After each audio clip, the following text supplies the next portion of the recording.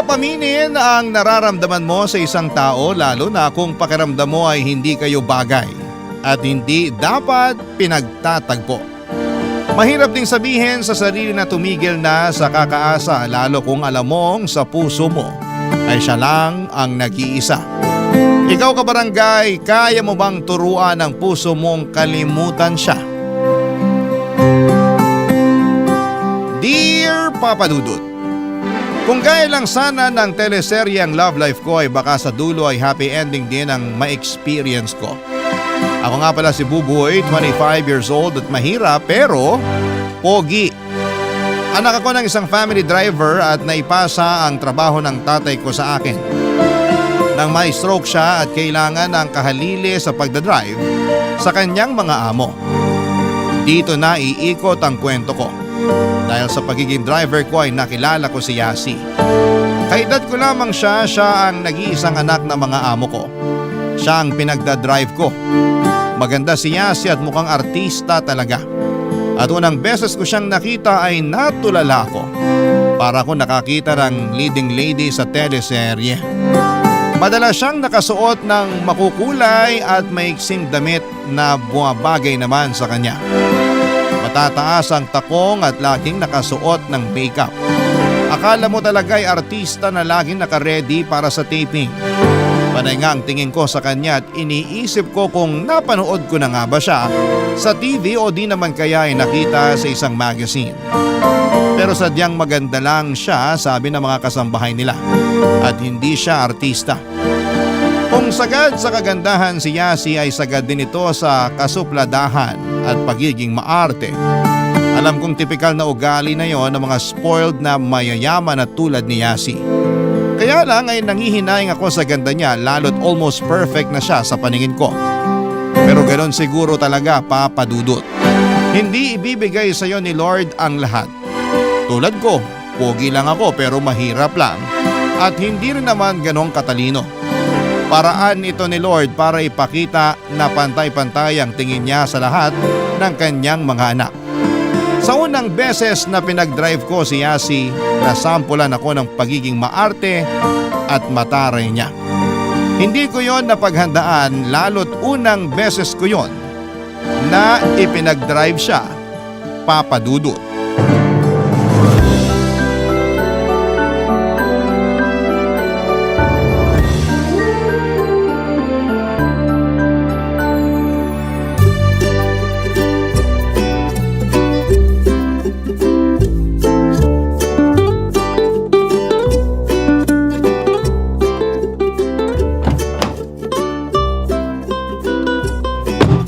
Good morning, Ma'am Yasi.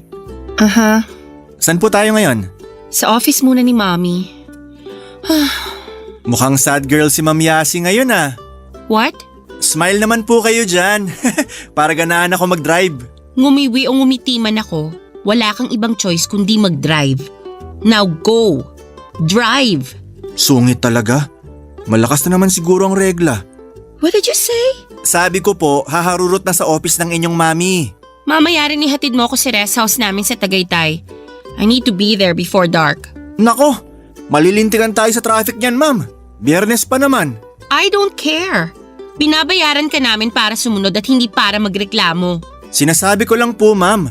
Baka kasi mainis ka kapag hindi na tayo makausad. You talk too much. Pwede bang sumunod ka na lang? Gosh, ang arte.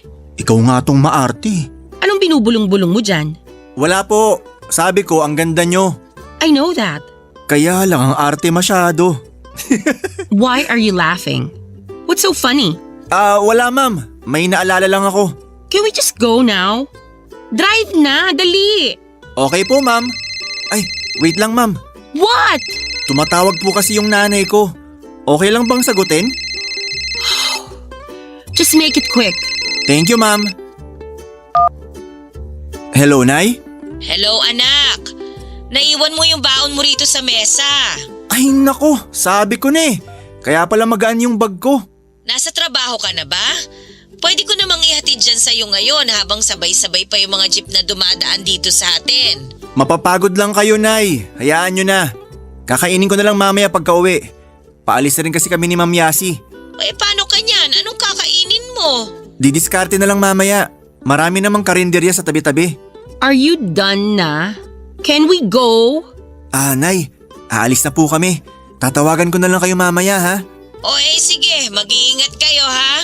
Umuwi ka ng maaga mamaya para makasabay ka sa amin ng tatay mo sa hapunan. Gagawa ako ng gelatin na panghimagas. I'm losing my cool here. Nay, mamaya na tayo mag-usap. Naiinitan na si Ma'am Yasi eh. Napahinaan ko ata tong aircon ng sasakyan. I love you, Nay. Bye. Love you too, bye-bye. Ma'am, itodo ko po ba yung aircon? What? Why? Sabi niyo po kasi losing cool eh. Nauubos na po ba yung lamig ng aircon? Teka lang po. Gosh, that's not what I meant. You know what? Let's just go. Pasensya na po ulit. Nag-aalala lang yung nanay ko. Naiwan ko kasi yung lunchbox ko sa mesa namin. Lunchbox? What are you, 8? Ayoko nga rin sanang magbaon kaso mapilit tong si nanay eh. Lagi kaming pinagbabaon. Maski na si tatay nung siya pa yung nagdadrive sa inyo. Ang saya pa nga niya kapag nasimot namin yung laman ng lunchbox namin. So that's how your mom shows love? Through lunchboxes? That's kinda sweet. Alam niyo ma'am, dalasan yung pagngiti. Bagay sa inyo eh. Dalian mo na lang mag-drive. Pwede? Nabuhay na naman ng tigre. Ang sabi mo? Sabi ko po, ginisang tigre yung cravings ko ngayon. Ayon sa mga kwento ng kasambahay nila Yasi ay hindi raw siya totoong anak ng mga magulang niya. Inampon lamang daw siya dahil hindi magkaroon ng anak ang mga umampon sa kanya. Alam naman daw yon ni Yasi at bata pa lamang siya ay pinaliwanag na sa kanya ang sitwasyon nila. Mula raw noon ayon sa pinakamatandang kasambahay nila, nagbago na raw si Yasi. Madalas na raw itong nagkukulong sa kwarto at nagpapatugtog ng mga malalakas na music. Wala rin naman daw ginawang iba ang mga magulang niya para intindihin ang pagdaramdam niya. Busy raw kasi sa negosyo ang mga magulang niya kaya hindi na rin pinansin ang pagre-rebelde niya. Hanggang sa tuluyan na siyang napabayaan. Hanggang sa tuluyan nang nawala ang sweet at mabait na si Yasi.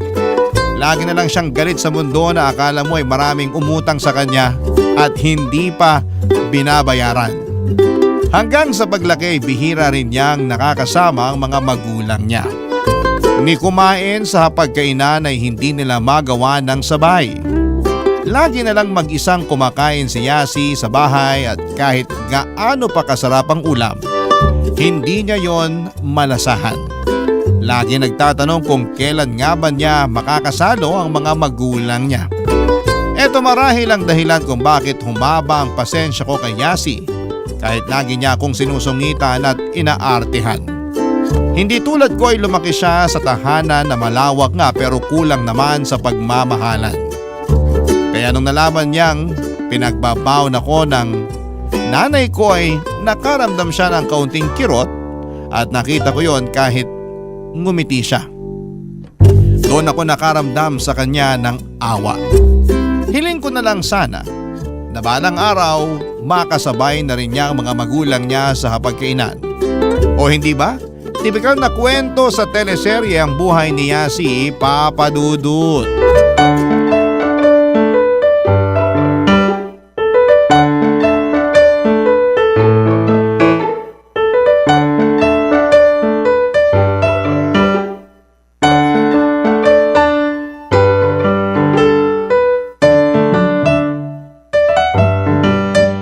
Pauwi na rin ako, Nay.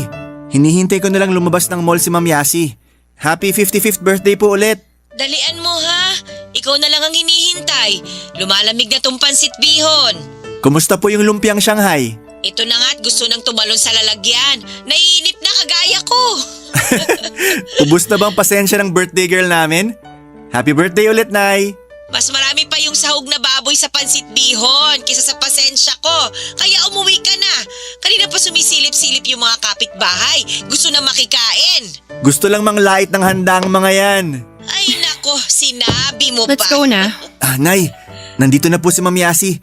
Magdadrive na po ako. Pagkatapos po nito, uuwi na ako agad dyan. Love you. Oh, mag-iingat kayo ha. Ipagtatabi ko kamo si Ma'am Yasi ng pansit bihon. Ipapabaon ko sa'yo bukas. Ipainit na lang kamo. Iabot mo sa kanya ha. Nako, mukhang hindi to kumakain ng pansit bihon, Nay. Pero susubukan kong ialok. Sige po, mamaya na lang po ulit. Love you, Nay. Love you too. Sinend ko sa'yo yung address ng bahay ng friend ko. I-GPS mo na lang. Doon tayo ngayon. Hindi ka pa ba uuwi niyan, ma'am? Kala ko po after mall ihatid ko na kayo sa bahay nyo. Well, I changed my mind. Wala naman sina mommy at daddy sa house. I'll just stay at my friend's house for a few hours until my parents get home. Saka mo na ako ihatid pa uwi. Hihintayin ko po kayo ron, ma'am. Of course. Is that a problem? Kasi, ma'am, What? kailangan ko na kasing umuwi sa amin eh. I'm your boss and I'll tell you when to go home. Now drive. Birthday po kasi ng nanay ko ngayon. Oh, Kanina pa kasi niya binibida yung pansit bihon na niluto niya. Hindi nga po ako kumain kanina para maparami ang kain ko nun mamaya pag uwi. sana pala yan muna yung sinabi mo, no? I feel bad tuloy. Hindi niyo rin naman po alam. Akala ko rin kasi ihahatid ko na kayo pa uwi after niyo mag-mall. Call your mom. Po? Tawagan mo mommy mo so I can talk to her. Po? Anong sasabihin niyo? Just call her. Now na.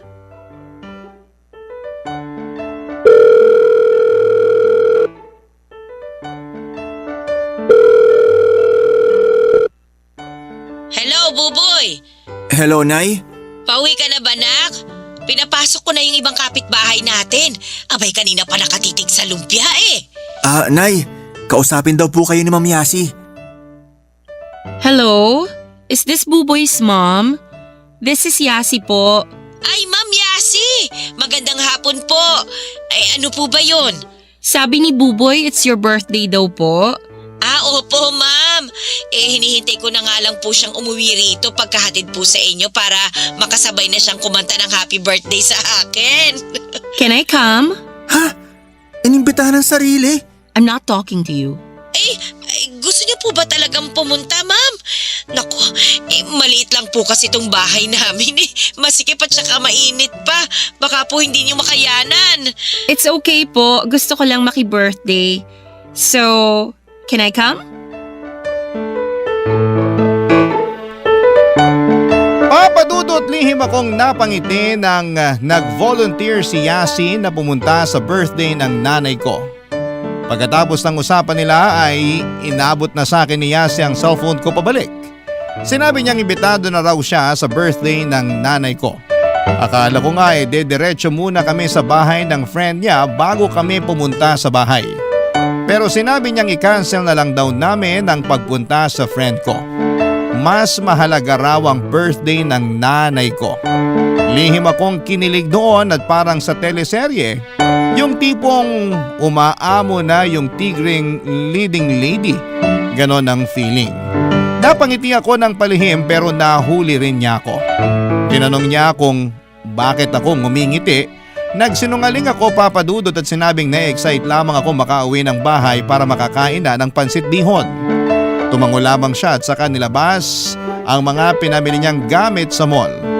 Nang maipit kami sa traffic ay pinapili niya ako sa mga bag na binili niya kung alin daw yung sa tingin ko ay magugustuhan ng nanay ko. Regalo na lang daw niya. Tumanggi ako at sinabing hindi na kailangan. Pero mapilit siya at nahiya akong tanggihan yon. Lalo't mahal ang mga bag na binili niya, papadudot. Hindi naman sanay si nanay na gumamit ng mamahaling bag. Sapat na nga sa kanya yung eco bag sa mga grocery. Yun lang naman ang kinokolekta niya kasama ng mga supot na galing sa palengke. Nang hindi ako makapili kaagad ay si Ma'am Yasi na ang nag-decide sa bag na ibibigay niya. Nalaman kong ang bag na balak niyang ibigay kay nanay ang siyang pinakamahal sa lahat ng nabili niya. Hay, nagkapuso na sa wakas ang tigring leading lady sa kwento ko. Barangay Love Stories. Barangay Love Stories. Dinala ko nga si Yasi sa bahay namin, panayang sorry habang naglalakad kami sa iskinita, lalo't alam kong hindi siya sanay dumaan sa mga ganon. Panayang tinginan ng mga tambay sa kanto. Pati mga tindera sa sari-sari store ay napasilip nang dumaan kami ni Yasi. Akala nila ay may taping ng teleserye at si Yasi ang bida. Sumunod nga rin ang mga bata sa amin dahil akala talaga nila ay artista si Yasi. Sabi nga nila malaki raw ang pagkakahawig ni Yasi kay Jillian Ward. Naniwala naman ako at proud na proud ako noon habang inaalalayan si Yasi papunta sa bahay namin.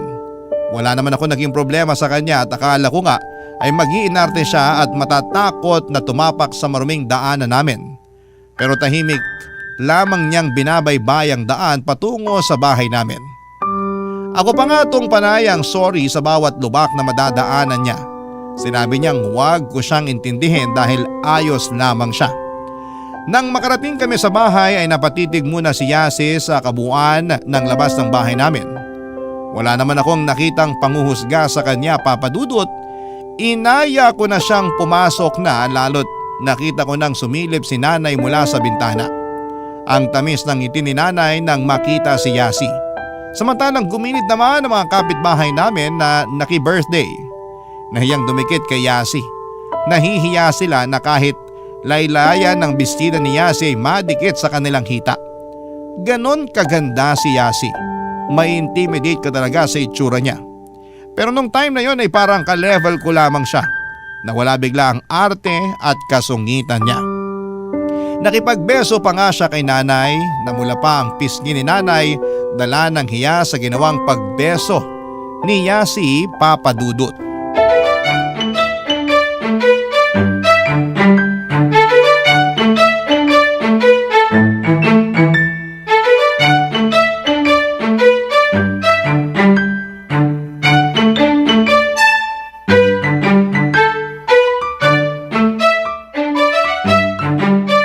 Nako, pasensya na po sa pisngi ko, Ma'am Yasi. Nahawa na sa mantika ng lumpiang piniprito ko. That's okay po. Happy birthday! Salamat po. Pasensya na rin po sa masikip at maliit naming bahay. Sana hindi naman kayo nahirapan na makarating dito. Buboy anak, itutok mo nga rito kay Ma'am Yasi yung electric fan. Yung kalilinis ko lang ha, yung kulay blue. Ang daya ni nanay. Pag ako yung maalikabok na electric fan ang pinapagamit. Ay nako, kasi kanal ka. Aircon naman itong si Ma'am Yasi. Ay, maupo po kayo, Ma'am Yasi. Salamat po. Nasaan pala si tatay? Natulog saglit. Nananakit daw yung tuhod gawa ng rayuma. Ano, gisingin ko ba? Wag na po. Hayaan nyo na lang na magpahinga. Happy birthday po pala ulit. I'm sorry kung na-late kami. I didn't know it's your birthday kaya nagtagal ako sa mall eh. Ay okay lang po yun, Ma'am Yasi. Ang importante nandito kayo. Ito pala yung gift ko. Ito po oh. Ay! Shoulder bag! Naku! Mukhang mamahalin pa po ito ah. Naku, Ma'am Yasi, wag na lang po. Sapat na pong kayo nakarating dito. Wag ka ng etyos dyan, Nay. Tanggapin mo na. Kumislap na yung mata mo eh. Nahuli ka na. Humanda ka sa akin mamaya, Buboy. Ma'am, sobra po itong binigay ninyo. Sigurado po ba kayo rito? It's okay po. I have too many bags na rin naman na at home. You can have that one. It's actually my favorite among the 5 bags I bought today. Ano raw? Maganda raw yung bag. Do you eat brown noodles with small pork and small vegetables, ma'am? Brown noodles? Yung pansit bihon. Nay, di na kailangan Englishin yun. Yeah, I would love some. Sa kalumpia. Pinagpa-fry ako ni Yaya Miding ng lumpia pag birthday ko. Pambansang handa kasi sa birthday ang lumpia. Masarap itong ginawa ko. Ipagbabalot kita, Ma'am Yasi, para maiuwi mo. Hatian mo na lang ang Yaya Miding mo, ha? You can just call me Yasi. Ay, nakakahiya naman po. Boss kayo ng asawa at anak ko eh. It's okay. Tapos naman na work nila so I can just be Yasi to them. Ma'am Yasi. Just Yasi. Again, your job's done for today. Yasi, okay lang bang wag mo masyadong damihan yung English mo kay nanay? Baka magmayoma na yan sa kaka-English eh. Mayoma? Joke lang po yun ng mga kanal na katulad ko. Aircon nga pala kayo. Hindi nyo magigets. Anyway, thank you sa pagpayag na pumunta ako dito sa house nyo. I like mga birthdays eh. It's my favorite. Normal na birthdayan lang po ito, ma'am. Siguro mas maganda tsaka mas masaya kapag may birthday sa inyo. It's not. Hindi po. I always spend my birthday alone. Well, sometimes with our helpers. Hindi niyo po nakakasama parents niyo? I don't even get to spend their birthdays with them. But I'm used to it. That's just how we are wired, I guess. Buboy, bakit may wire? Nay naman, panira ng moment. Isa hindi ko nga naintindihan eh. Ay, hayaan niyo Yasi. Kapag may birthday dito sa barangay namin, invited ka lagi. Really? Ay, joke lang yon. Pero gusto mo talaga maki-birthday dito sa amin? I would love to. Sabi ko nga, birthdays are my favorite. Nakita ko nga ang saya sa mga mata ni Yasi habang sinasabi ang huling linya niyang yon, Papa Dudut. Hindi man namin naiintindihan ang buo ang mga sinasabi niya dahil English. Pero sapat nang maintindihan namin sa kanyang mukha na totoong masaya siya. Yun marahil ang unang beses na nakita ko siyang ganon kasaya. Naglagay si nanay ng pansit bihon, lumpiang Shanghai, pritong manok at kaldereta sa paper plate. Nagulat nga si Yasi dahil pinagsama-sama ni nanay ang mga pagkain sa isang plato. Tapos inabutan din siya ni nanay ng pink na gelatin na maraming pasas sa ibabaw. Yun ang unang beses na nakatikim si Yasi noon. Natuwa siya. Nakatatlong gelatin siya ng gabing yon. Nakikanta rin siya sa video kaya tuwang-tuwa sa kanya ang mga kapitbahay namin. Maski ako ay natutuwa habang pinagmamasdan siyang nakikisama sa mga katulad namin. Ni sa hinagap ay hindi ko naisip na makakasama ko sa ganong pagkakataon si Yasi. Alas 9 na noon ng gabi nang magpahatid na si Yasi pauwi sa bahay nila. Maaga pa kasi ang flight niya. Nagpaalam na ito sa lahat ng mga tao sa bahay at saka niyakap ng mahigpit si nanay. Doon ko nakita na parang nangungulila talaga si Yasi sa pagmamahal ng isang ina o ng isang magulang. Pagkatapos noon ay inalalayan ko na siyang makalabas ng bahay. Papasok na sana kami ng kotse nang bigla niyang makita ang nagbebenta ng fishball at ibang street food. Agad niya akong hinila patungo doon. Gusto raw niyang matikman ang mga yon.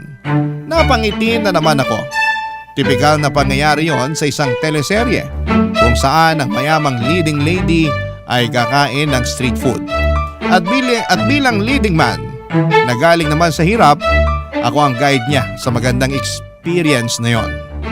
Maraming kinuha si Yasi at nang makontento na siya, ay naupo kami sa gilid para ubusin yon, Papa Dudut. Doon na rin napakwento si Yasi tungkol sa buhay niya.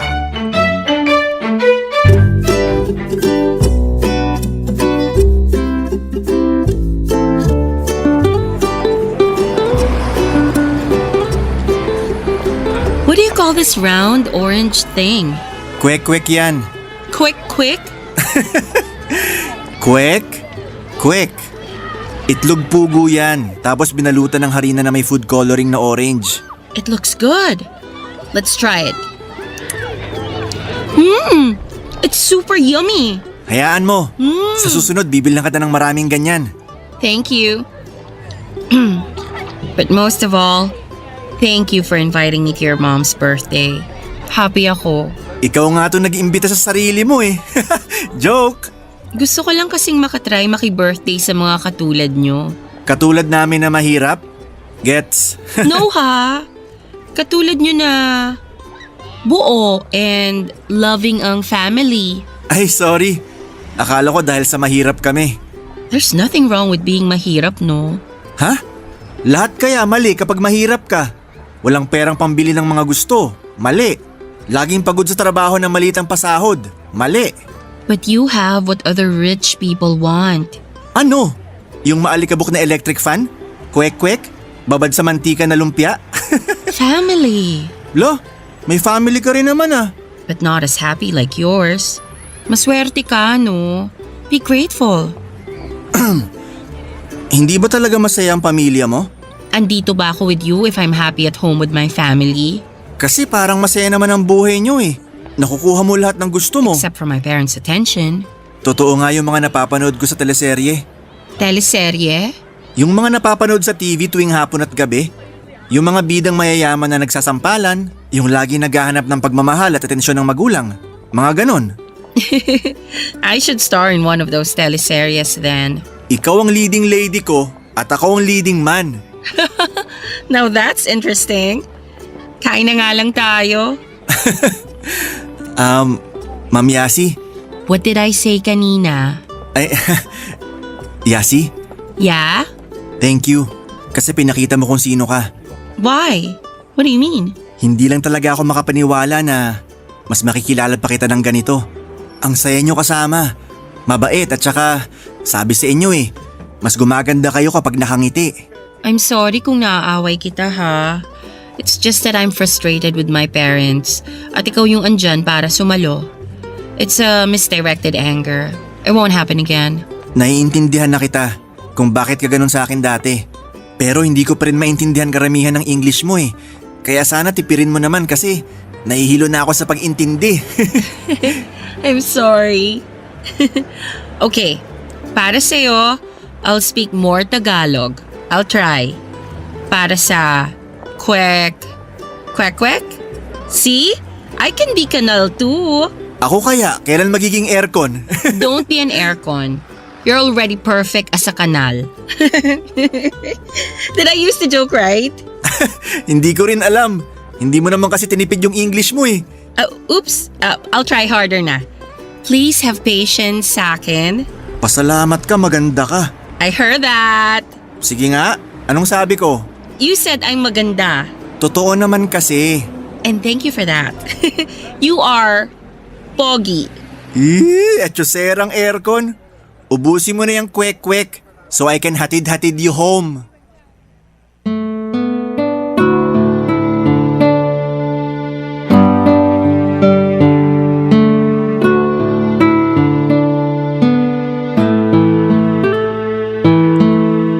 Nagkatawanan pa kaming muli ni Yasi habang tinutuloy ang kwentuhan at pagkain ng street food. Yun ang siguro papadudod ang pinakamasayang gabi para sa akin. Panay lang ang titig ko sa kanya habang nagkukwento siya. Hindi ko talaga maintindihan karamihan ng mga sinasabi niya pero naaaliw lamang akong makita kung gaano siya kaganda at kasaya ng gabing yon. Siya ang pinakamaganda sa paligid. Nagliliwanag ang kanyang ganda. Mas maliwanag pa kesa sa mga poste ng ilaw sa gilid. Nang maubos na namin ang street food ay naglakad na kaming muli para makapasok na sa sasakyan. Tinuloy pa rin namin ang kwentuhan at pinagdasal ko nga na sana ay maipit kami sa traffic para humaba pa ang oras na magkasama kaming dalawa. Habang napapaligiran kami ng iba't ibang ilaw sa paligid na sinasabayan pa ng liwanag mula sa mga bituin sa kalangitan, baduy na ba papadudot? Ganito kasi ata kapag nai-in-love ka na. Ganito kasi yung mga napapanood kong eksena sa teleserye kapag nagkakamabutihan na ang leading lady at ang leading man. Natupad naman ang hiling ko at naipit kami sa traffic pero hindi yon inalintana ni Yasi. Masaya pa rin siya. Nagpakwento siya sa akin tungkol sa mga masasayang ala-ala ko sa mga magulang ko. Habang nagkakwento ako ay hindi ko mapigilang makaramdam ng awa sa kanya dahil magkahalong saya at inggit ang nakikita ko sa mga mata niya. Pero mabilis lang siyang magiging masaya kapag naaalala niya kung paano siya inalagaan ni nanay habang kumakain ng gelatin. Panay daw kasi ang paypay ni nanay sa kanya dahil natatakot si nanay na pagpawisan si Yasi. Napailing na lamang ako noon at sinabing ganon din si nanay sa akin noong bata pa lamang ako. Parang ginagawa niya akong barbecue na pinapaypayan ng walang tigil para maluto na. Doon ko na nga napatawa si Yasi papadudot. Muli na naman akong napatingin sa kanya at napakaganda talaga ng leading lady ko kapag totoong masaya siya. Sana'y palagi na lang ganon. Sana'y palagi na lang siyang masaya. Barangay Love Stories. Barangay Love Stories. Naging close na kami ni Yasi at hindi na niya hinayaan na tawagin ko siyang ma'am. Madalas na niya akong nakakasama kahit saan siya pumunta. Hindi na lang niya ako pinaghihintay sa sasakyan niya at minsan ay nagro-road trip na lamang kami papadudot. Parang hindi na nga trabaho ang inaatupag ko kapag kasama ko siya. Para na lamang kaming magjowa na nagbabakasyon. Nakakakilig. Mas lalo pa ngang naging mabait si Yasi sa akin, Papa Dudut, at umuupo na rin siya sa tabi ko kapag nasa biyahe kami. Kaya parang hindi ko na ramdam na isa akong driver lang. Marami na rin siyang nakuwento sa akin. Lalo na yung mga masasakit at malulungkot na experience niya sa magulang niya. Naawa talaga ako. Kaya naman ang ginawa ko kapag hindi siya busy ay dinadala ko siya sa bahay namin para makasama niya ang mga magulang ko. Gusto kong ma-experience niya kung paano alagaan at bigyan ng atensyon ng mga mapagmahal na magulang. Kapag nasa bahay nga si Yasi, halos ayaw na niyang umuwi sa bahay nila. Masaya siyang nakatabi kay nanay habang nanonood ng mga teleserye. Ako naman ay nagdadala ng merienda na galing sa tindahan para mapagsaluhan namin habang nanonood. Tuwang-tuwa na noon si Yasi, lalo na kapag may dala pa akong kwek-kwek na naging paborito na niya. Pinakamasaya naman siya kapag nakakasalo namin siya sa hapunan. Kahit ano pa ang ulam namin, napaparami ang kain niya, lalo't napapasarap din ang kwentuhan habang nasa hapagkainan. Simple lang pala talaga ang gusto ni Yasi, ang may pamilyang makasalo sa pagkain. Isang pamilyang makakasama niya sa anumang okasyon, kasi yon ang wala sa kanya, Papa Dudut.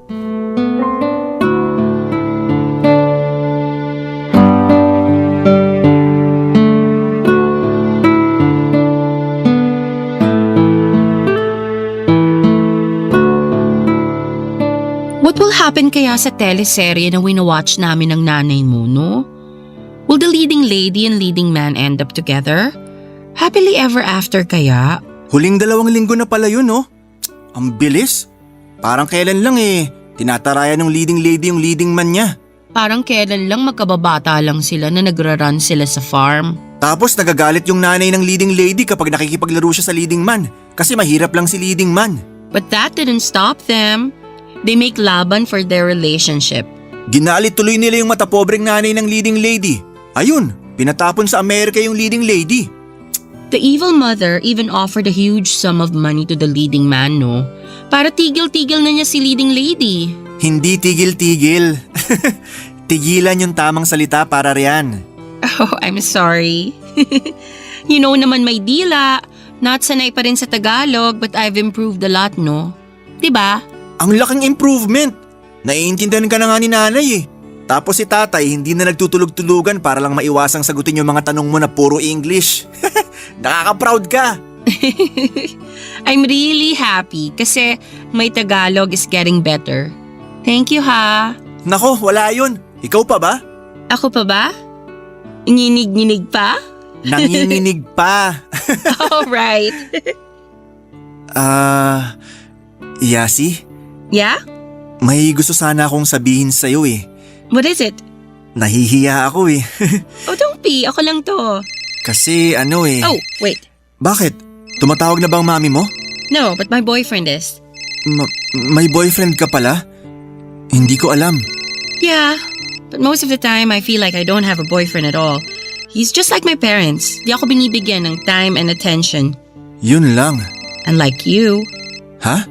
Lagi mo akong binibigyan ng attention and you always put up with me. You're better than my boyfriend. You're better than my parents. English? Anong ibig mong sabihin? All I wanna say is... Buboy? No, I can't. I'm sorry, I just can't. Anong you can't? Pwede yan. Ano yun? Sabihin mo sa akin. Kahit English pa yan, iintindihin ko. I'm falling for you. But it's wrong. We can't be together because... Langit ka at lupa ako. Kanal ka. Aircon ako. Iwan mo na siya. Ako na lang ang mahalin mo. Tayo naman kasi ang bagay Promise, hindi kita gaganunin. It's not that easy. Pero ano? our parents already arranged our marriage. Ikakasal na kami next year. Pero hindi siya ang para sa'yo. But his family is good for our business. Paano na tayo? Tumakas na lang kaya tayo. They can find us. Wala tayong matatakbuhan. We just have to accept that it's too painful, I can't even say it. Na hanggang ganito na lang tayo. Magmamahala na lang sa malayo. If only kanal din ako. O kaya ako naman yung aircon. So paano na tayo? Is this our last night together? Baka naman pwedeng huling 2 linggo na lang. Extended? Due to public demand. I love how you make me laugh. I love you. I love you too, Buboy. You just don't know how much you Uy, mean to me. Buboy! You're the Anak! best part of my day, Buboy. Buboy! Yasi. Anak, gising! Yasi. Gising! Yasi! Asan si Yasi? Ano nangyayari? Pinadala na ba siya sa Amerika?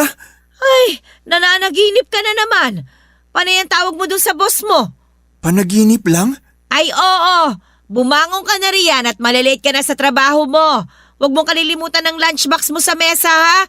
Baka maiwan mo na naman. Gigisingin ko lang ang tatay mo para makasabay na sa atin na mag-almusal. Bumangon ka na riyan, ha? Napakamot na lamang ako sa ulo, Papa Dudut. Isang panaginip lang palang lahat. Napailing na lamang ako dahil nabitin ako sa eksena. Magsasabi na sana ng I love you si Yasi sa akin pero natabla pa ng panggigising ni nanay. Abangan ko na lang tuloy sa susunod na panaginip. Pero kung hindi man ako dalawing muli ni Yasi sa panaginip, pwede ko namang ulitin na lamang ang madalas kong ginagawa. Ang magpantasya ng teleseryeng love story para sa aming dalawa. Madalas ko yung ginagawa sa tuwing hinihintay ko si Yasi na matapos sa pagsha-shopping niya sa mall o kaya ay sa pakikipag-maritesan sa mga kaibigan niya. Iyon ang pangpatay ko ng oras. Ang magpantasya ng mga pag-asa na may pag-asa kaming dalawa kahit kanal ako at aircon siya. Sa ganong paraan ay parang naitatawid ko sa posible ang hindi pwedeng mangyari. Kahit sa pantasya at panaginip lang maging kaming dalawa, kahit sa pantasya at panaginip lang ay makita niya rin ako hindi bilang isang driver kundi bilang isang leading man sa totoong buhay. Nagayos na ako noon at sinabayan na sa pag-almusal ang mga magulang ko. Sinumbong pa ako ni nanay sa tatay ko tungkol sa panaginip ko kay Yasi. Kinantsawan lang ako ni tatay pero malaman ang payo niya sa akin. Sinabi niyang dapat alam ko kung saan ako lulugar para hindi ako masaktan. Sabi ko, panaginip at pantasya lang naman yon. Pero umiling si tatay at sinabing pwede raw doon magsimulang masaktan ang puso ko. Hindi na ako umimik noon at saka tinapos na ang almusal ko at nagpaalam na sa mga magulang ko. Excited na akong masilayang muli ang kagandahan ng boss kong si Yasi. Nai-imagine ko na naman kung gaano siya kaganda sa mga makukulay at maiiksi niyang damit na tineternohan niya ng mataas na takong at make-up. Kahit lagi niya akong tinatarayan at inaartihan, para sa akin ay siya pa rin ang leading lady na gusto kong ipaglaban.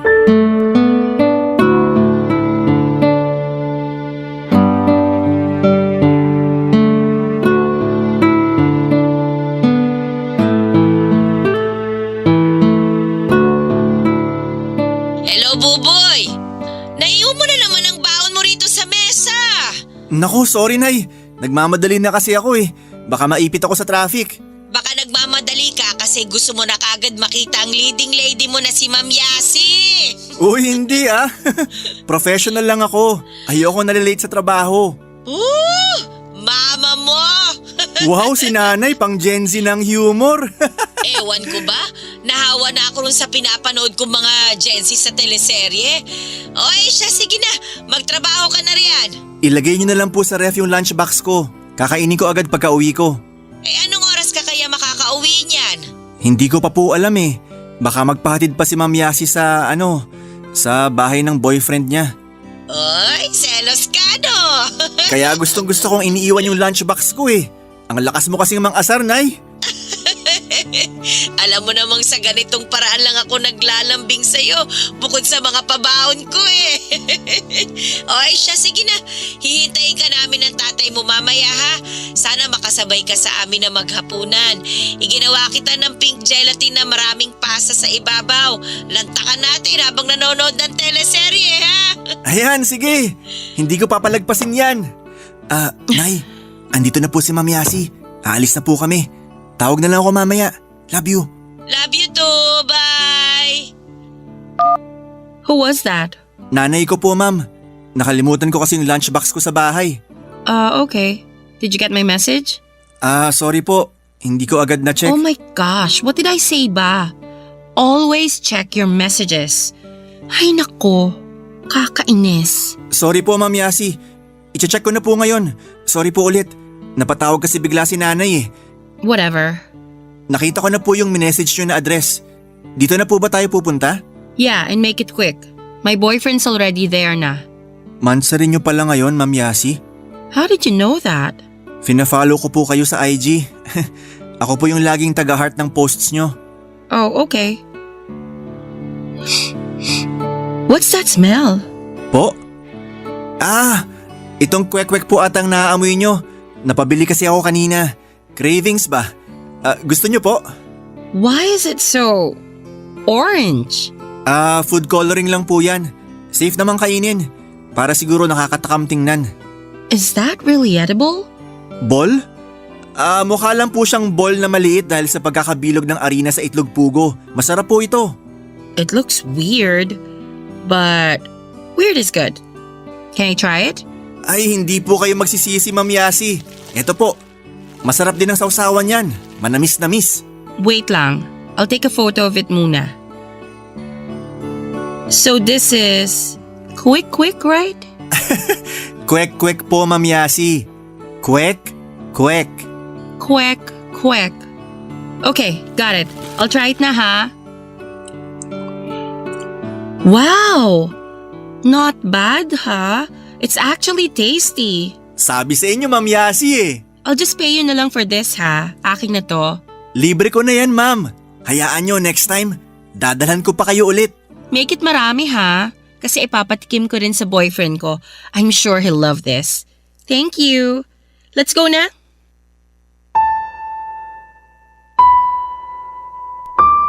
Pinagmamasdan ko si Yasi sa rearview mirror habang masayang nilalantakan ng kwek-kwek na binili ko.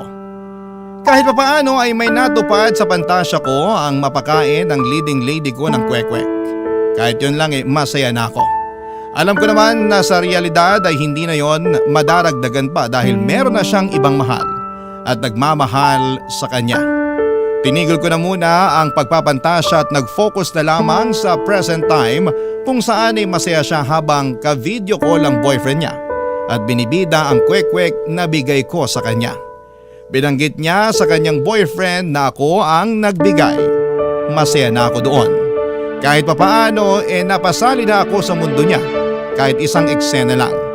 Kahit extra lang ako sa buhay niyang maala-teleserye ang datingan. Sa pantasya ko kasi ay siya ang leading lady ko at ako ang leading man. Pero sa realidad siya ang leading lady at ako naman ang driver niyang sunod-sunuran. At OTW na siya sa totoong leading man niya. Kung gaya lang sana ng teleseryang love life ko ay baka sa dulo ay happy ending din ang ma-experience ko.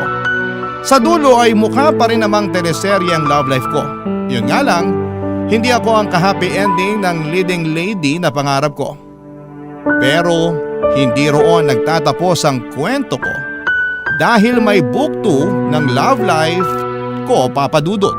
Makikilala ko na rin ang totoong leading lady ko, ang babaeng tinakda ng direktor na magpapasaya sa akin hindi lang sa pantasya kundi pati na rin sa totoong buhay. Hihintayin ko lang yon. Mangyayari din yon. Maraming salamat nga pala sa pakikinig sa aking kwento. Sana'y mapakinggan namin ito ng nanay ko sa Spotify dahil ito ang paborito naming libangan tuwing umuuwi ako ng bahay. Muli ay maraming salamat po sa inyo. Ang inyong kapuso at kabarangay forever, Buboy. Barangay Love Stories. Barangay Love Stories. Ikaw ba kabarangay? Nakarelate ka ba sa story natin ngayon? Kwentuhan naman tayo dito sa comment section. Nagustuhan ng iyong napakinggan? Ituloy yan via live stream sa www.gmanetwork.com/radio.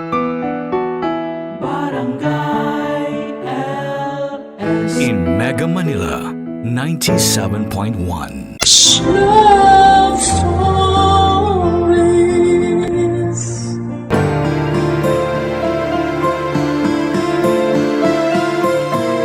para sa atin ang isang bagay ay ibinibigay yon ng kapalaran. Ngunit kailangan pa rin natin itong lakipan ng pagpupursige at kasipagan.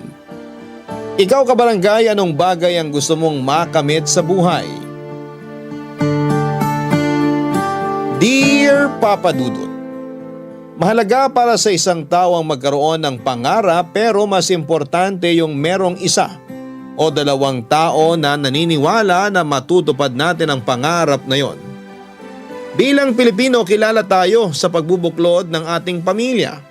Kaya nga inaasahan natin na ang unang suportang matatanggap natin ay magmumula sa ating tahanan at sa mga miyembro nito.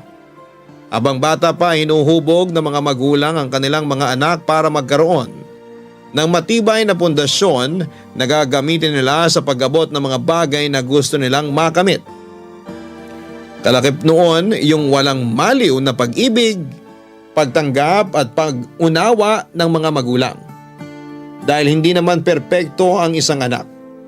Ngunit paano kung walang nanay at tatay sa isang sambahayan? Diyan ko po ibibida ang aking mapagmahal na Lola Celia. Good day po sa inyo Papa Dudut at sa mga katulad kong avid listener ng Barangay Love Stories. Ako po si Winston pero mas kilala ako sa nickname na Tonton. Yun po kasi ang tawag sa akin ng Lola Celia ko. 30 years old na po ako ngayon at lumaki ako sa Pateros pero kasalukuyang nasa Baguio City at nagtatrabaho bilang occupational therapist.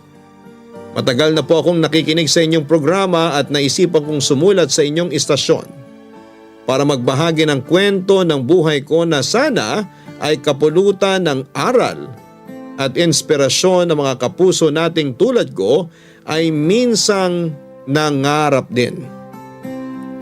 Meron po akong nakakatandang kapatid si Ate Amelie na 2 taon ang lamang sa akin. Maaga po kaming naulila ng magkasunod na pumanaw ang mga magulang namin dahil sa sakit na cancer. Simula noon ay kinupkup na kami ni Lola Celia namin na nanay ng aming tatay. Bale sa bahay nila kami sa Pateros tumira pero sa Pampanga talaga kami pinanganak at nagkaisip ng ate ko. Bata pa po ako noon, nasa 8 taon at si Lola na talaga ang tumayong guardian namin. Hindi po kami mayaman, Papa Dudut, sa katunayan na isalat kami sa maraming bagay. Pero dahil masipag at madiskarte si Lola, hindi naman kami sumasala sa pagkain. Bale, nagtitinda po ng peanut butter ang lola ko, reseller siya nung una hanggang sa natutunan na niyang gumawa ng sarili niyang bersyon. May maliit siyang pwesto sa palengke ng Pateros at ang kinikita niya doon ay yung pangbaon namin ni ate sa eskwelahan. May 5 anak sila ni Lola, 2 sa mga ito ay nasa ibang bansa na siyang sumusuporta sa pangangailangan namin sa Pilipinas. Pangalawa po ang namayapa kong tatay. Yung isa nilang kapatid ay nasa Davao at may sarili ng pamilya habang yung bunso ay si Tito Arnel ay kasama naming naninirahan sa bahay.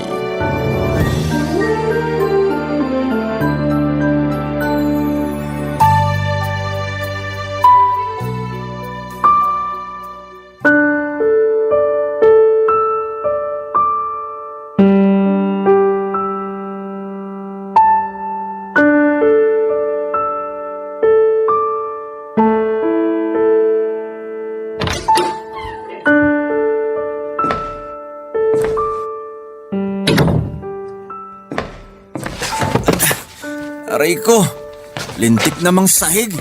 Tito Arnel, tulungan ko na po kayong tumayo. Bitiwan mo nga ako. Di ko kailangan ng tulong mo. Ano bang ingay yan na kanina ko pa naririnig? Hay! Arnel, nak!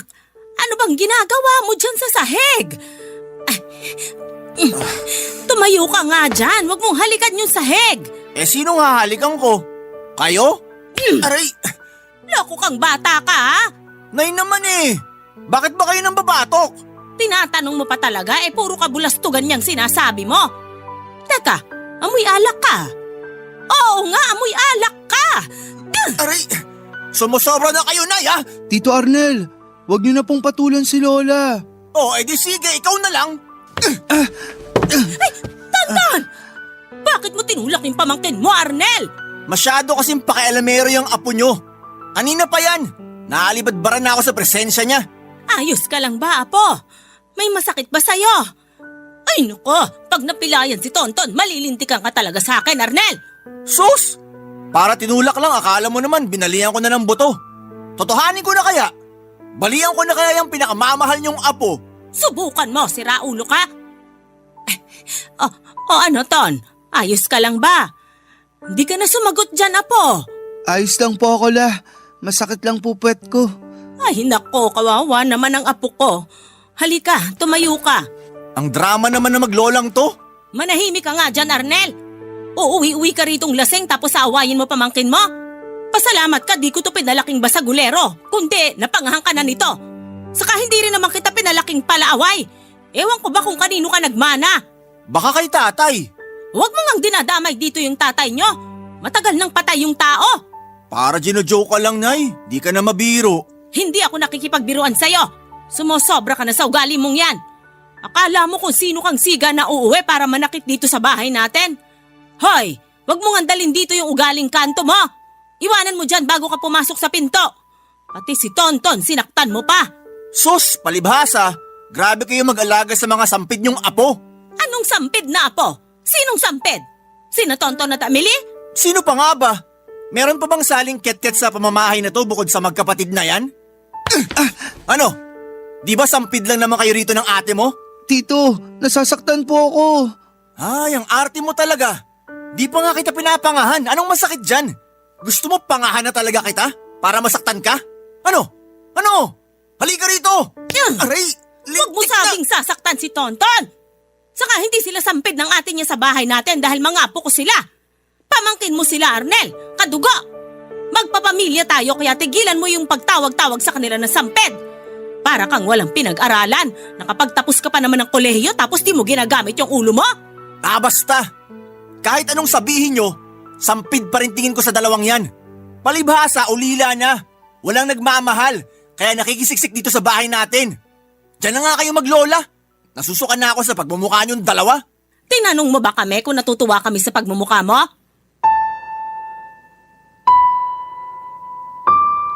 Wala pa pong asawa si Tito Arnel sa edad na 28 ng mga panahong yon. Masasabi ko po na siya yung pinaka hindi ko paborito sa mga tiyuhin ko dahil sa ugali niyang mabisyo sa alak at sugal.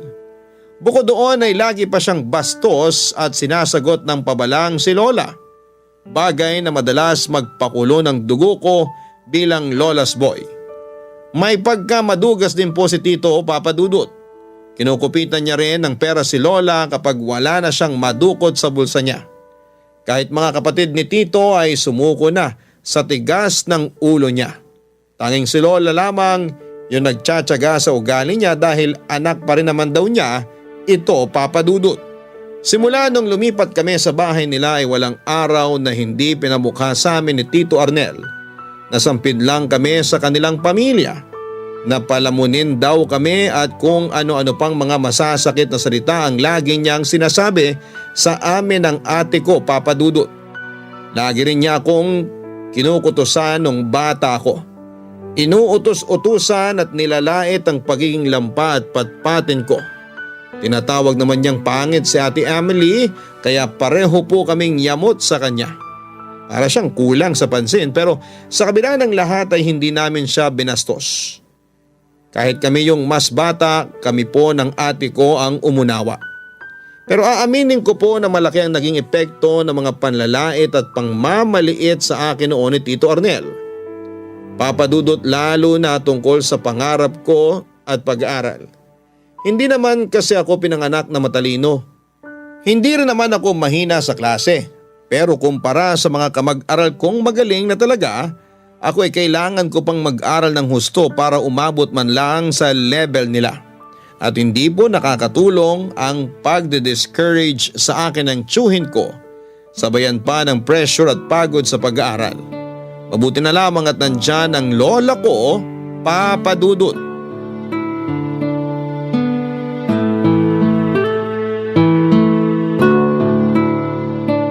Tonton, apo. Napansin ko na parang konti lang kinain mo kanina. Hindi mo ba gusto ulam natin? Gusto po, La. Paborito ko po yun. Garlic longganisa. Oh, bakit nga konti lang ang kinain mo? Tanda ko sabi mo gutom ka nung pag-uwi mo galing eskwelahan nyo. Dami nyo kamong ginawa, may mga test pa. Opo, pero... Ay...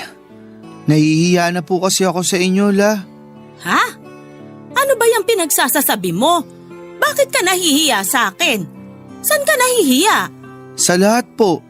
Di po kasi mawala-wala sa isip ko yung mga sinabi ni Tito Arnel tungkol sa amin ni Ate Amelie. Yung pagtira namin dito. Yung pagiging sampid namin. Hindi kayo sampid ng ate mo.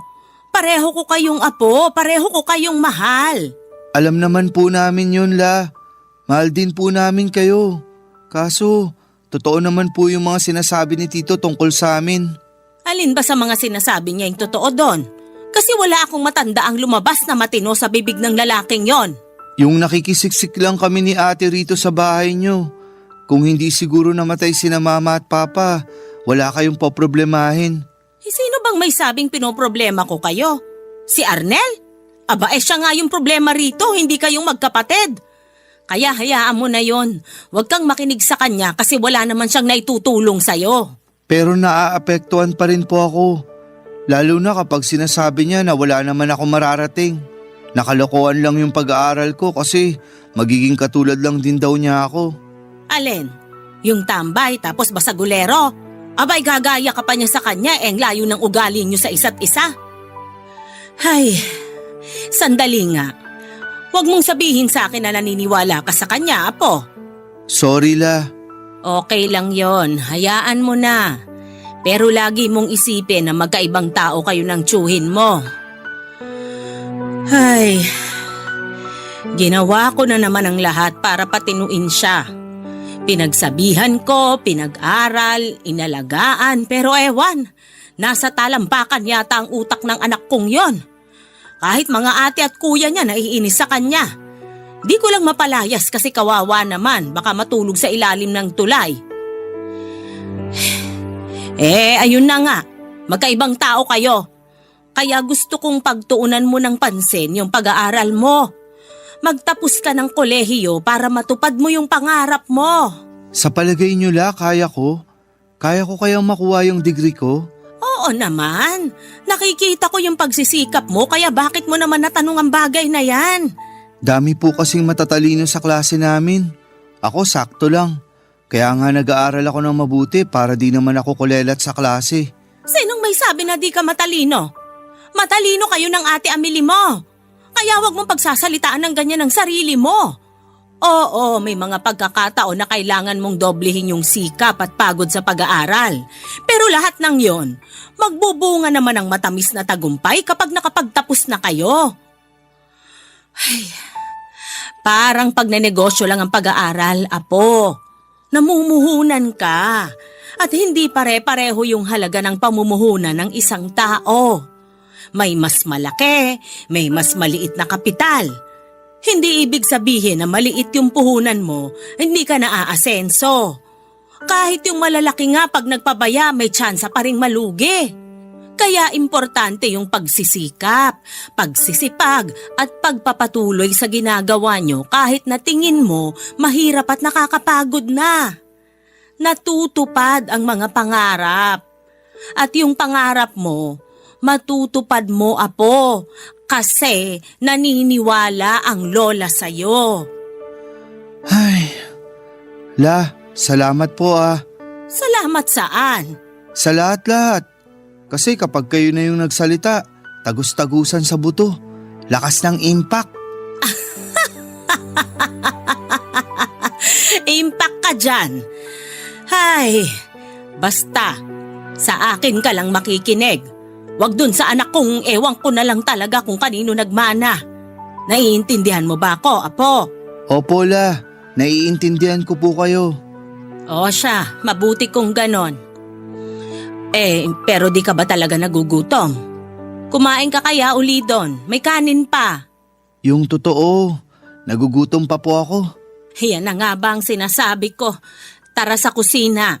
Kwentuhan mo pa ako tungkol sa eskwelahan nyo. Malumanay magsalita. Maunawain, mapagmahal at maganda po ang Lola Celia ko, Papa Dudut. Bukod doon ay malaki po ang tiwala niya sa amin na matutupad namin ni ate ang mga pangarap namin sa buhay. Siya po yung uri ng tao na walang masamang damo. Hindi siya mapagtanim ng galit, matyaga at madiskarte din siya. Gusto niyang manahin ko yung mga katangian niyang yon para kahit na anong pagsubok ang ibato ng buhay sa amin ay mapagtatagumpayan namin yon. Pero mahina po talaga ang loob ko, Papa Dudut. Mahiyain ako, tahimik at hindi pala kaibigan. Kaya nga malaking dagok ang mga katangian kong yon noong nag-aaral pa lamang ako. Sabi ng lola ko ay natutupad ang mga pangarap. Kaya nga ginapang niya ang pag-aaral ko sa kolehiyo para matupad ko ang pagiging occupational therapist. Siyempre kinukumbinsa rin niya ang mga anak niyang may kakayahang tumulong na suportahan kami dahil sino-sino pa raw ba ang magtutulungan kundi ang pamilya rin naman. Kaya nga kahit mahirap ay nilaban ko po na makapagtapos ng may karangalan sa high school para makapasok sa universidad na pangarap kong pagtungtong ko sa kolehiyo. Sinabi ko sa sarili ko kay Lola at sa harap ng puntod ng mga magulang ko na balang araw ay ikakarangal nila ako, Papa Dudut. Barangay Love Stories. Barangay Love Stories. Hindi pa rin po naging madali ang buhay namin lalo na noong dumalang ang pagpapadala ng pera ng mga anak ni Lola na nasa abroad. Nagkaroon kasi sila ng financial problem tapos yung isa kong tito ay naaksidente pa sa pinagtatrabahuhan niyang pabrika at naputulan ng binte. Akala nga namin ay mawawala na siya sa amin, Papa Dudut. Pero buti na lamang at niligtas pa rin siya ng Diyos. Kaya lang ay kinailangan niyang bumalik sa Pilipinas dahil hindi na rin naman siya makakapagtrabaho. Yun po yung dahilan kung bakit naapektuhan ng husto yung pag-aaral ko. Hindi na po kasi nila kayang suportahan ang tuition fee ko. Kaya laging sinasabi sa akin ni Tito Arnel na tigilan ko na ang pangangarap ng gising na makapagtapos ng kolehiyo. Sa halip ay tumigil na lamang ako at magbanat ng buto. Pero sinabi ni Lola na siya na lang ang didiskarte, Papa Dudut, para makapagpatuloy kami ng ate ko sa pag-aaral. Mas sinipagan niya ang pagtitinda ng peanut butter sa maliit niyang pwesto at nagdagdag na rin siya ng ibang mga panindang palaman na nire-resell niya. Ako po ang katukatulong niya lalo na sa pagbubuhat ng mga binebenta namin. Pero kapag may klase ay hindi ko na po talaga siya naiintindi. Pero dahil mataas ang pangarap ni Lola para sa aming magkapatid, nagpatuloy po kami kahit sa pag-aaral. Kaya lang may isa na namang pagsubok ang dumating sa pamilya namin na hindi ko po talaga agad natanggap noong una.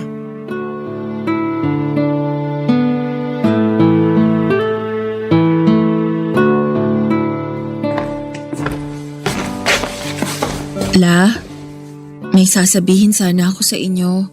Tungkol saan ba yon, Apo? Natatakot naman ako sa'yo kasi parang ano yung sasabihin mo. Ay, upo ka muna, dali. La, sorry po ha. Kasi ano? sorry din, Ton. Ate, sabihin mo na kasi. Kinakabahan na kami ni Lola.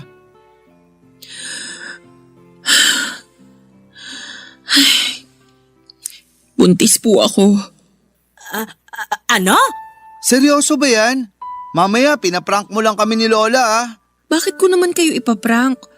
Siyempre seryoso ako dun. Sinong nakabuntis sa'yo, Amelie? Wala ka naman pinapakilalang boyfriend sa amin. Yung totoo, meron po akong boyfriend. Pero di ko po sinabi sa inyo.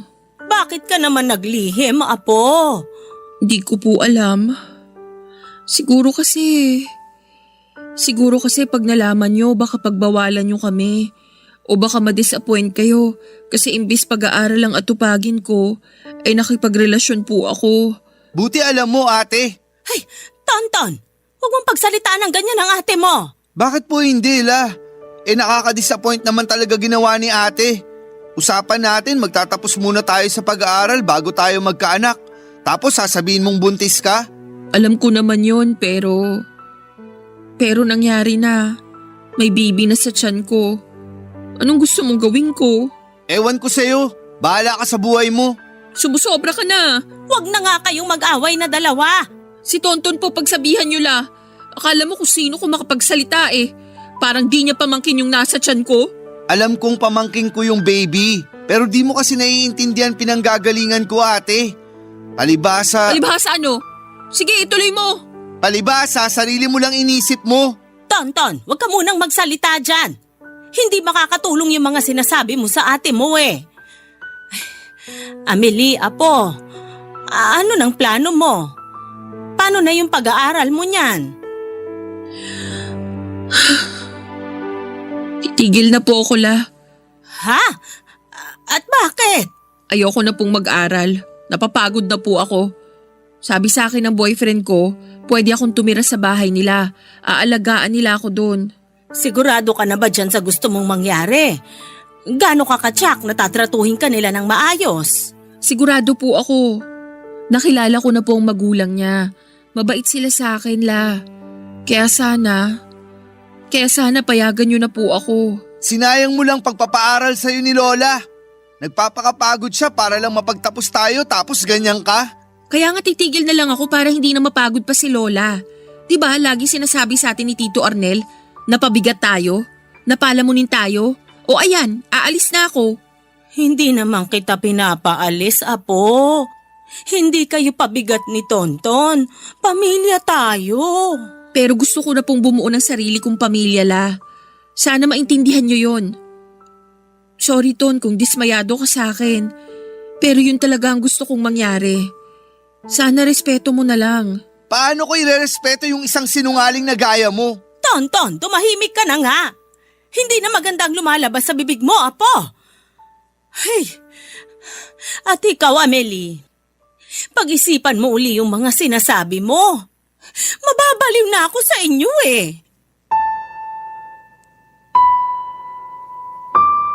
Alam ko naman po na blessing ang mga baby pero hindi ko lang mapaniwalaan na naging mapusok ang ate ko kaya nabuntis siya ng maaga.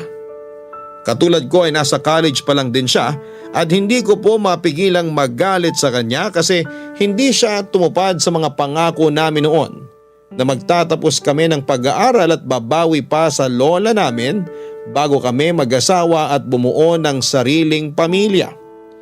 Hindi namin yon responsibilidad pero bahagi po yon ng pagtanaw namin ng utang na loob sa taong nag-aruga at nagpaaral sa amin, Papa Dudut. Kaya nga nagtampo ako ng husto kay Ate Amelie at mas nadagdagan lamang yon nang mag-decide siyang huminto sa pag-aaral para pagtuunan ng pansin ng pagbubuntis niya. Bukod doon ay pumayag din siyang makipag-live-in sa boyfriend niya at tatay ng magiging anak nila. Para sa akin ay tinakasan ni Ate Amelie yung responsibilidad niya sa pamilya namin at iniwan niya akong mag-isa, Papa Dudut. Dahil sa mga nangyari maraming nasabi sa aming magkakapatid ang mga kamag-anak namin, lalong-lalo na ang Tito Arnel ko. Kung ano-anong hindi magagandang salitang binitawan niya kay ate. Tinawag niya itong disgrasyada, walang utang na loob, pinag-aaral pero inunang magpabuntis at kung ano-ano pa. Naawa po ako sa ate ko pero wala akong ginawa para ipagtanggol siya kasi ako mismo ay may tampo sa kanya, Papa Dudut. Dahil sa pagsubok na yon, sa aming pamilya ay naapektuhan ng kalusugan ng lola namin. Kaya nagkasakit po ito ng madalas, Papa Dudut.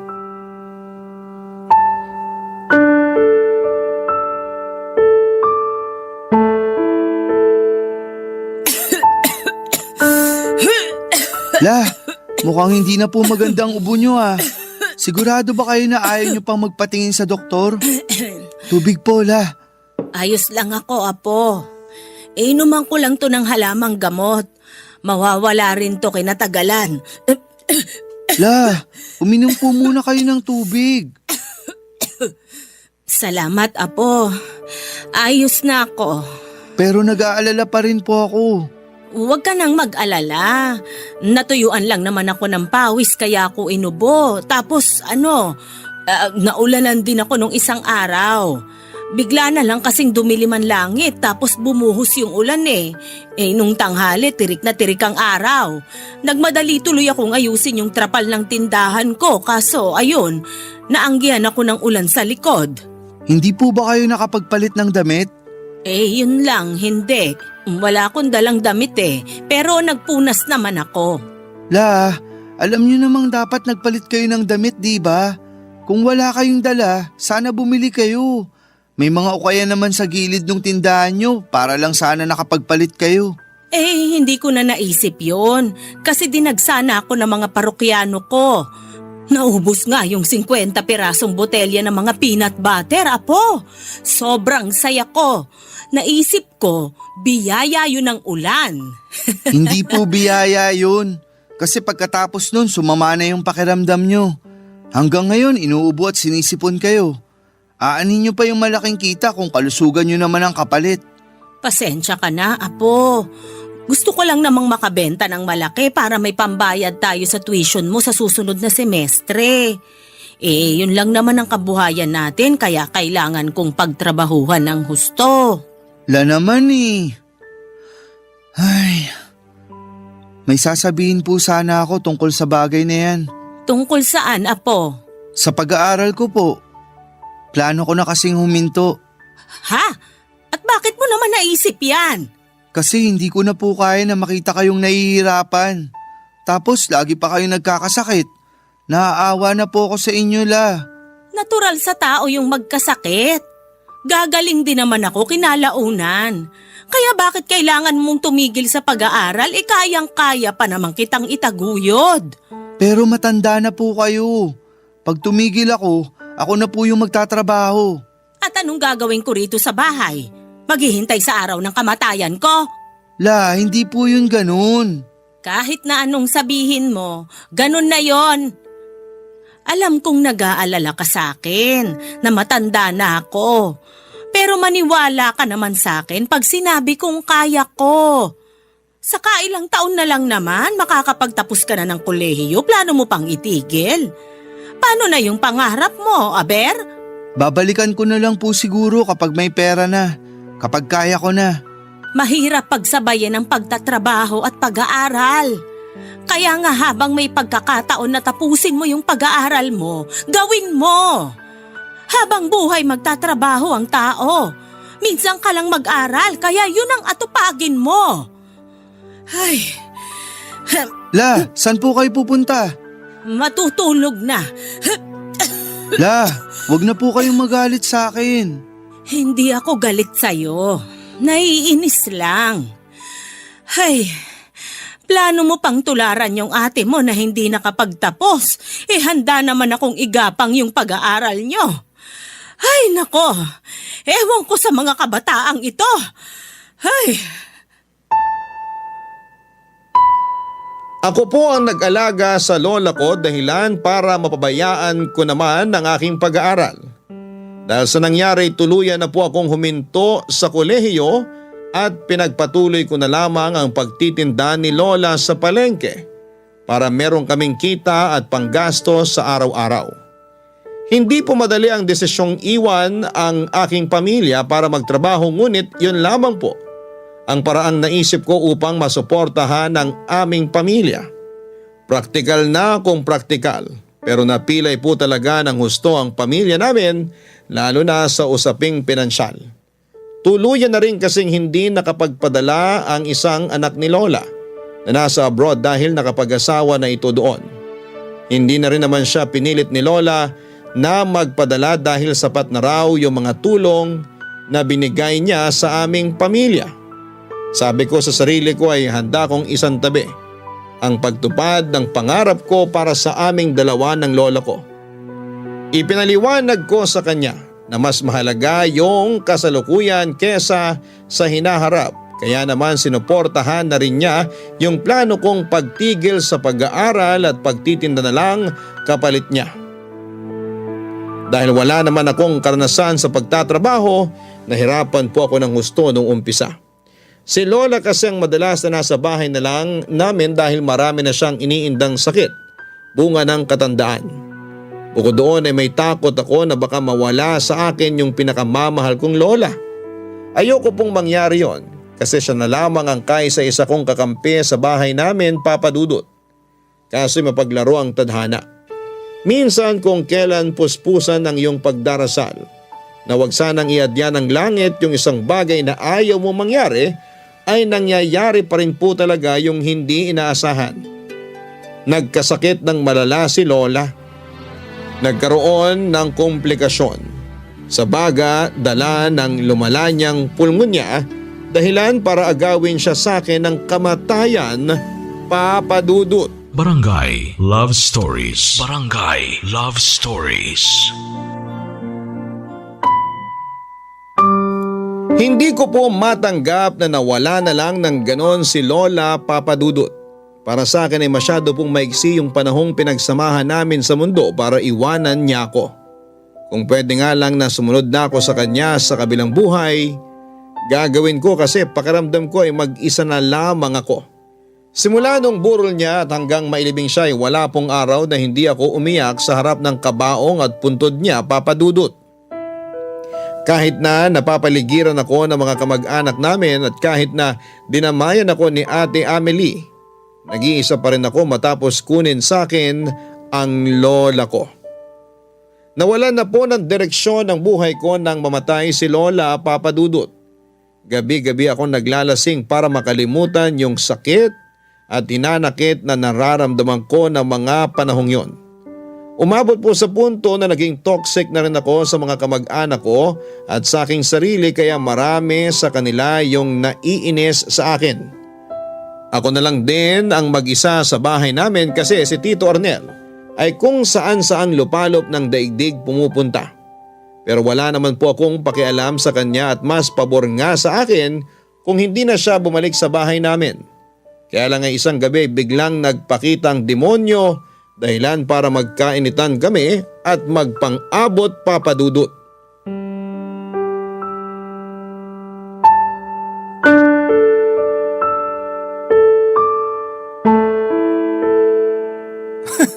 Bakit ganyan itsura mo, Tonton? Daig mo pa yung nakahit-hit. Igaya mo pa ako sa'yo. Ano? Hindi ako humihit-hit para sa kaalaman mo. Talaga lang ha? Aba, marunong ka ng lumaban? Gusto mo suntukan na tayo? Wala na si nanay para umawat sa atin. Hindi ka man lang ba nalulungkot kasi iniwan na tayo ni Lola? Kasi kung hindi, aba, anong klaseng anak ka? Bakit? Kapag nagluksa ako, umiyak-iyak katulad mo, babangon pa ba sa hukay nanay ko? Hindi na, di ba? Kaya aksaya lang ng panahon yon. Minsan iniisip ko kung tao ka pa o halimaw na. Sumusobra ka na. Ayus-ayusin mo salita mo, baka magdilim paningin ko, maupakan kita. Di gawin mo, hindi yung puro ka lang salita. O ano? Di natikman mo rin kamao ko. Yabang mo kasi. Akala mo siguro di kita gagantihan? Matagal na ako nagtitimpi sa'yo, siraulo ka. Pinadugo mo ilong ko, ungas ka! Kulang pa yan. Halika rito, paduduguin ko rin bunganga mo. Kasi kahit kailan, wala namang magandang bagay yung lumabas dyan. Ah, ganon? Baka bunga mo paputukin ko. Ginagawa, hindi sinasabi. Wag na wag mo akong inaangasan. Ano? Bumaon ka dyan, siraulo ka. Ipakita mo yung tapang mo. Oh, bakit umiiyak ang baby? Akala ko ba matigas na kamao mo? Marunong ka nga manuntok, di ba? Ang sama mo, Tito Arnel. Napaka-demonyo mo. Matagal na akong demonyo. Kaya dapat kilalanin mo sinong binabangga mo. Halika rito. Halika rito.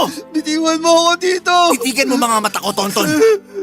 Sa susunod, wag mo kong angasan kung di mo naman kayang pangatawanan yung kayabangan mo. Baka nakakalimutan mo. Tito mo ko. Nauna kong pinanganak sa'yo at mas matigas ka mo ako sa'yo. Tsaka matakot ka nga. Wala na si nanay. Wala na nga awat sa akin. Sakaling lumpuhin kita ngayon. Simula ngayon, ako na ang susunod sa pamamahay na to, ha? Naiintindihan mo ba? Sumagot ka! Tama na po dito. Nasasaktan na po ako. Masasaktan ka talaga kasi akala mo kung sino ka. Buwisit ka lang naman sa buhay kung sampid ka. Buti na lang at dumating si Ate Amelie ng gabing yon, kundi baka napuruhan na ako at nalumpo ng tito kong walang sinasanto. Alam ko po na matanda na ako pero hindi ko pa rin napigilan ang sarili kong humagulhol ng iyak at magsumbong sa ate ko dahil sa sinapit ko, Papa Dudut. Umiyak din po si ate habang nakayakap sa akin at malaki rin kasi ang pagsisisi niya at pagkukulang bilang nakakatandang kapatid simula nang iniwan niya kami ni Lola dahil mas pinili niyang bumuo ng sariling pamilya. Kung tatanungin ninyo ako kung napatawad ko na ang ate ko ay opo, napatawad ko na siya. Ayaw ko namang magtanim ng sama ng loob sa kanya habang buhay dahil lang mas pinili niya ang kanyang anak na pamangkin ko rin naman. Saka hindi kami tinuruan ni Lola na maggalit ng matagal sa isa't isa. Lagi niyang sinasabi na ang magkapatid ay magkakampi kahit na ano ang mangyari. Gusto po ng ate ko na tumira ako kasama ng pamilya niya pero tinanggihan ko po yun. Ayoko pong makisiksik sa kanila dahil nahihiya po ako sa mister niya. Pero pinalayas po ako ni Tito Arnel sa bahay ni Lola. Kaya wala akong nagawa kundi ang tanggapin ang alok ni ate na tumuloy sa bahay nila pansamantala. Mabait naman ang asawa niya, Papa Dudut, at marami po siyang tinuro sa akin ng mga bagay na may kinalaman sa trabaho niya bilang salesman sa isang automotive shop. Isang gabi nagkaroon kami ng pagkakataon ni Ate Amelie na makapag-usap ng masinsinan at binalikan namin yung mga pangarap namin na lagi naming pinag-uusapan ng mga panahong nabubuhay pa si Lola, Papa Dudut.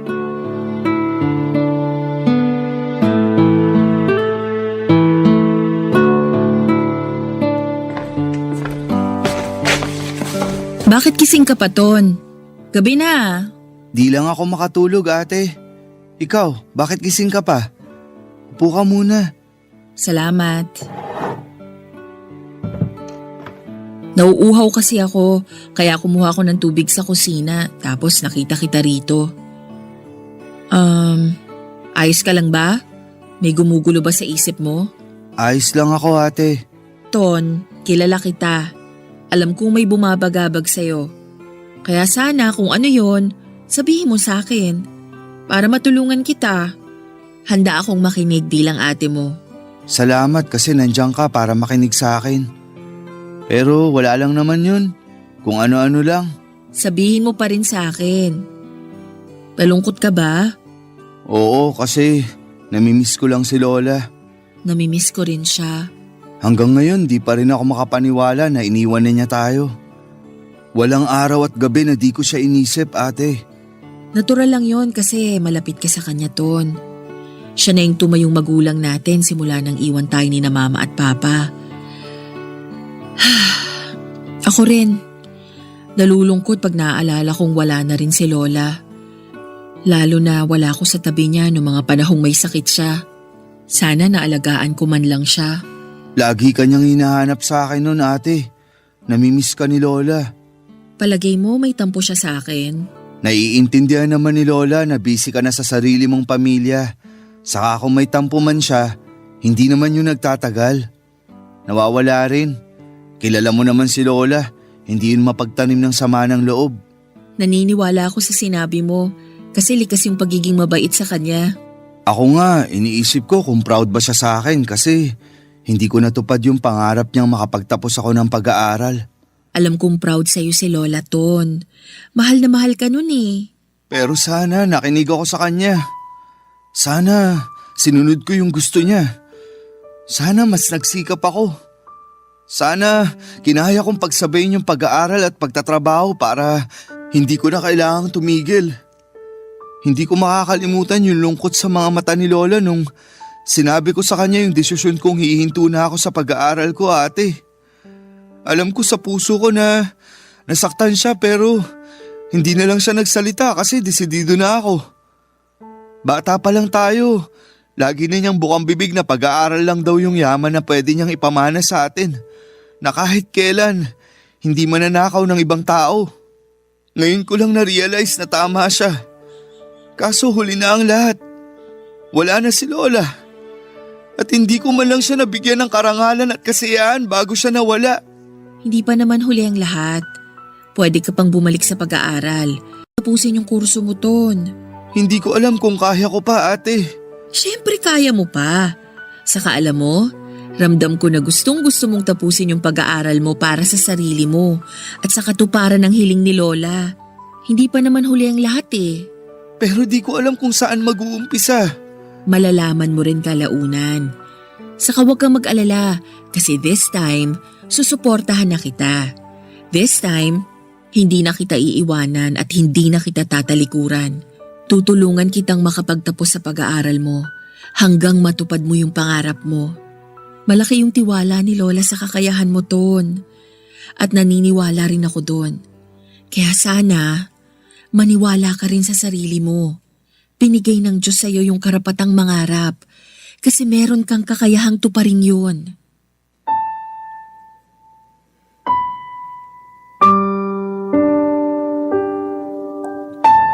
Tama si Ate Amelie, Papa Dudut. Binigyan tayo ng Diyos ng karapatang mangarap dahil meron tayong kakayahang tuparin yon. Yun po ang isinasa isip at isinasa puso ko noong nagdesisyon akong bumalik sa pag-aaral upang tapusin ang kursong kinuha ko. Hindi po madali at napakahirap po kasi at pinagsabay ko ang pagtatrabaho at pag-aaral pero hindi po ako sumuko. Tinatagan ko po ang loob ko at umasa sa mabuti at umasa na makakagraduate din po ako at mabibigyan ko ng karangalan si Lola at ang mga magulang namin. Nagsikap ako at namanata at nagtiwala na kaya kong gawing totoo anuman ang aking mithiin sa buhay na ito kaya hindi nagtagal ay pinagkaloob sa akin ng langit ang katuparan ng mga hiling at pangarap ko. Nakapagtapos ako at nakakuha ng lisensya para maging isang occupational therapist at sa kasalukuyan ay pinapractice ko na po ito ang aking pinag-aralan. Wala pong pagsidla ng kasiyahan ng puso ko, Papa Dudut. Proud na proud po ako sa sarili ko dahil alam kong nagsikap ako ng husto kaya deserve ko yung mabuting resulta ng pinaghirapan ko. Tama po si Lola. Matamis ang tagumpay na naghihintay kapag nalagpasan natin ang mga mapapait na pagsubok sa buhay natin. Kaya sana'y huwag tayong sumuko at huwag tayong mawala ng pag-asa. Hindi tuwid ang landas na ating tatahakin para matupad natin ang mga pangarap natin. Pero hindi ibig sabihin na hindi na tayo makakarating sa ating patutunguhan. Laging sinasabi ni Lola na natutupad ang mga pangarap basta laki pa natin ang gawa, pagsisikap, panalangin at pagiging consistent. Alam kong masaya para sa akin ang lola ko kung nasaan man siya naroon, Papa Dudut. Yung tagumpay ko ay inaalay ko sa unang tao na naniwala na meron akong magagawa at yon ay walang iba kundi si Lola Celia. Maraming salamat po, Papa Dudut, kung mapili po ninyong itampok ang istorya ng buhay ko. Naway maraming kabarangay natin ang ma-inspire. God bless po sa programa ninyong Barangay Love Stories sa Barangay LS 97.1. Ang inyong forever kapuso at kabarangay, Tonton. Nagustuhan ng iyong napakinggan? Ituloy yan via live stream sa www.gmanetwork.com/radio. Barangay LS 97.1